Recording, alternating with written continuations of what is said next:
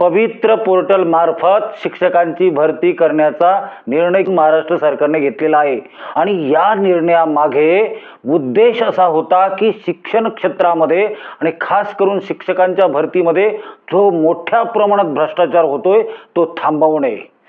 झालंय असं मित्रांनो, TET टीचर्स एलिजिबिलिटी टेस्ट म्हणजे DED झालेले 1ली ते 8वीच्या विद्यार्थ्यांना शिकवण्यासाठी ज्यांना परीक्षा द्यायची होते असे 4.5 लाख विद्यार्थी त्या परीक्षेला बसले होते.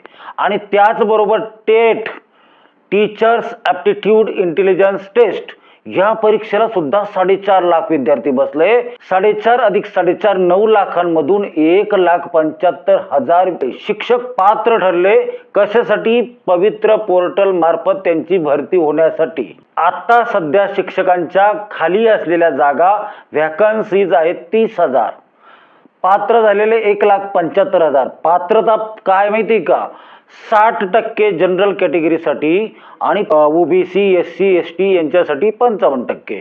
एवढे मार्क्स मिळवून 1,75,000 नवोदित शिक्षक पात्र ठरले.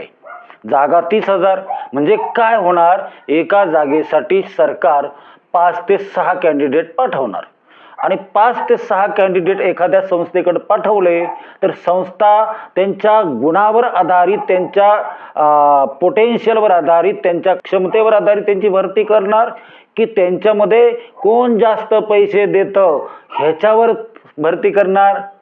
हे वेगळं सांगायची गरज नाही. म्हणजे ज्या उमेदीने हे नवोदित शिक्षक अभ्यास करतात, पात्र होतात, ती उमेद त्यांची इथं संपणार आहे आणि मग त्या पवित्र पोर्टलच्या माध्यमातून जी शिक्षकांची भरती केली जाते आणि ज्या पद्धतीने सरकार सांगत होतं की आता शिक्षण क्षेत्रामधला सर्व भ्रष्टाचार पुसून टाकलाय.